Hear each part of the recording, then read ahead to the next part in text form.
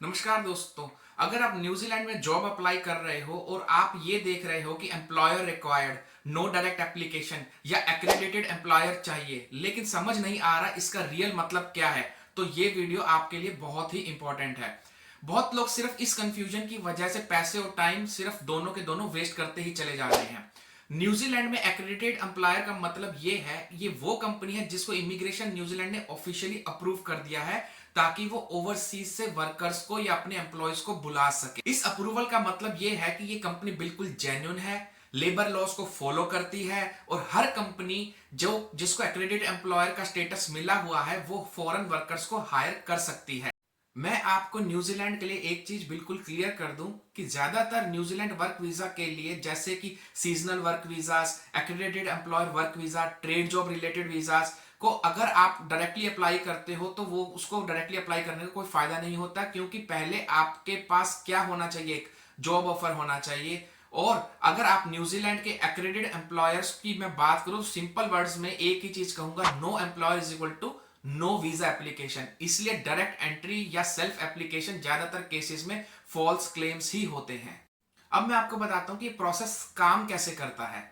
देखिए, सबसे पहले एक एम्प्लॉयर होता है, वो अपनी जो जॉब ओपनिंग है वो पब्लिश करता है और जो भी कैंडिडेट्स होते हैं वो उसको अप्लाई करते हैं। तो जो एम्प्लॉयर होता है उसके पास एक एक्रेडिटेड स्टेटस होता है जिसको आप इमिग्रेशन की वेबसाइट पर जाके चेक कर सकते हो। फिर एम्प्लॉयर आपको जॉब ऑफर देता है, इमिग्रेशन रूल्स को मीट करता है, आप या आपका एम्प्लॉयर वीजा को अप्लाई करता है, इमिग्रेशन न्यूजीलैंड जो है उस एप्लीकेशन को एसेस करता है। इंपॉर्टेंट बात यहां पर यह है कि आप पहले वीजा चूज नहीं करते, आपको पहले जॉब ऑफर आता है, फिर उस जॉब ऑफर के हिसाब से वीजा को अप्लाई किया जाता है। और ये जो जॉब ऑफर है ये बिल्कुल जेन्युइन होना चाहिए और इसके लिए आप इमिग्रेशन वेबसाइट पर जाकर के इस एम्प्लॉयर की जो सारी डिटेल्स हैं वो एक्रेडिटेड है कि नहीं ये जाकर के आप चेक कर सकते हो। ये लिस्ट पब्लिक होती है, रेगुलरली अपडेट होती है, कंपनी का नाम और स्टेटस शो करती है और यहां तक कि उसकी जो एक्सपायरी डेट है स्टेटस की वो भी शो करती है। अगर कोई एम्प्लॉयर क्लेम करता है तो उसका नाम इस ऑफिशियल लिस्ट में जाकर के जरूर चेक करो,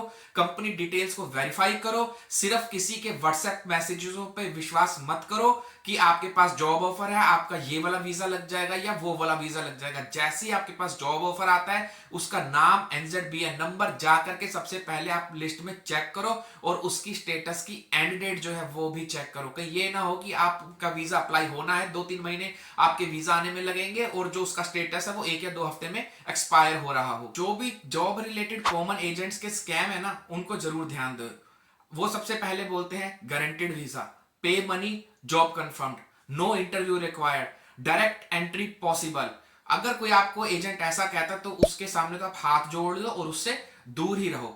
जेन्युइन केसेस में क्या होता है कि सबसे पहले आपका इंटरव्यू शेड्यूल होता है, आपका रेज्यूम लिया जाता है, उसको एसेस किया जाता है। जो एम्प्लॉयर होता है वो आपसे डायरेक्टली बात करता है, उनका जो एचआर डिपार्टमेंट होता है आपसे बात करेगा, आपकी सारी डिटेल्स लेगा, आपका रेज्यूम लेगा, आपका जो है इंटरव्यू को शेड्यूल कराएगा। उसके बाद 1 या 2 राउंड का इंटरव्यू होगा, जैसे पहले टेक्निकल राउंड हो गया, फिर मैनेजरल राउंड हो गया, फिर एचआर राउंड हो गया और उसके बाद आपकी क्वालिफिकेशंस और आपके इंटरव्यू के बेस पे वो लोग आपको सिलेक्ट करेंगे और उसके बाद आपको जॉब ऑफर आएगा। फिर आपको जो है वो वीजा की बात होगी, क्योंकि देखो उस कंपनी के लिए आपको पहले कैंडिडेट नहीं हो अप्लाई करने के लिए, उनको सारा प्रोसेस पता है, सब कुछ उनको पता है। वो आपके ऊपर वीजा के ऊपर फोकस ना करके वो आपके स्किल्स के ऊपर फोकस करने वाले हैं।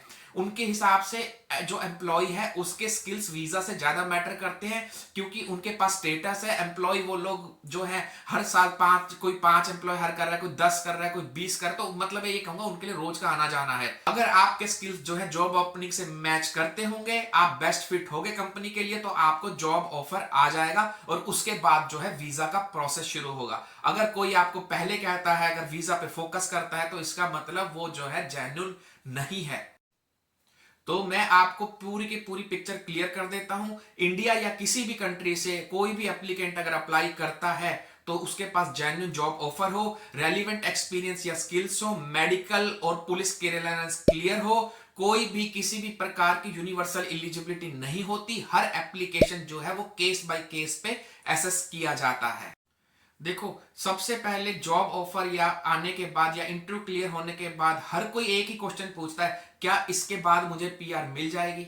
अब मैं आपको हकीकत ये बताता हूं कि कोई भी जॉब ऑफर, चाहे वो आईटी का हो, चाहे वो हेल्थ केयर का हो, चाहे वो बड़ी से बड़ी जॉब का हो, बट वो पीआर की गारंटी बिल्कुल भी नहीं देता। पीआर तो एक प्रोसेस है। जब आप यहां पर आकर के रहते हो 1 साल या 2 साल, फिर उसके बाद क्या होते हैं कि वर्क टू पीआर या फिर कुछ साल रहने के बाद आप पीआर अप्लाई करते हो, उसका जो प्रोसेस है वो बिल्कुल डिफरेंट है। हाँ, डिफरेंट वीजा के हिसाब से पीआर पीआर की एलिजिबिलिटी ऊपर नीचे हो जाती है, बट कोई भी वीजा आपको गारंटी नहीं देता कि अगर आप आओगे इस वीजा के ऊपर तो कल ही कल आपको पीआर मिल जाएगा। तो उस पीआर के जो रूल्स हैं वो आपको फॉलो करने ही पड़ेंगे।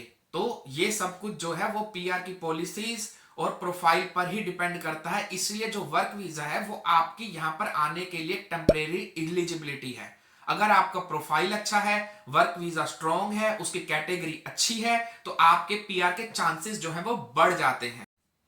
देखो, जितने भी स्कैम्स होते हैं जो मैंने देखे हैं वो हमेशा अर्जेंसी का फायदा उठाते हैं। कैंडिडेट के अंदर एक बहुत बड़ी होप दे देते हैं कि आप जो है 1 महीने या 15 दिन में उड़ान भर लोगे इंडिया से न्यूजीलैंड की। तो इसलिए आप हमेशा ऑफिशियल सोर्सेज को ही वेरीफाई करो, शॉर्टकट से बचो, too good to be true offer से दूर रहो, पेशेंस रहो। जेन्युइन प्रोसेस थोड़ा सा टाइम लेता है, बट यही एकदम सीधा और सटीक तरीका है यहां पर आने के लिए।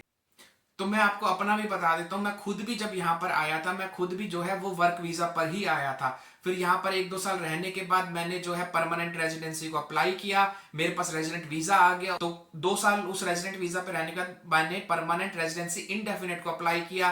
फिर उसके बाद 2-3 साल रहने के बाद आप जो है सिटीजनशिप को अप्लाई भी कर सकते हो। तो मैं इसके ऊपर एक नया वीडियो लाने वाला हूँ कि रेजिडेंट वीजा और परमानेंट रेजिडेंसी इंडेफिनेट में क्या फर्क है, क्योंकि बहुत सारे लोगों में कंफ्यूजन रहता है कि भाई ये मेरा तो रेजिडेंट वीजा है, ये परमानेंट है कि नहीं है, मगर वीजा में तो लिखा है कि आप यहाँ पे परमानेंटली रह सकते हो, फिर उसमें कुछ कंडीशन या क्लॉजेज हैं। तो ये सारा मैं जो है नेक्स्ट वीडियो में क्लियर करने वाला हूं। मेरे चैनल को सब्सक्राइब कर लो।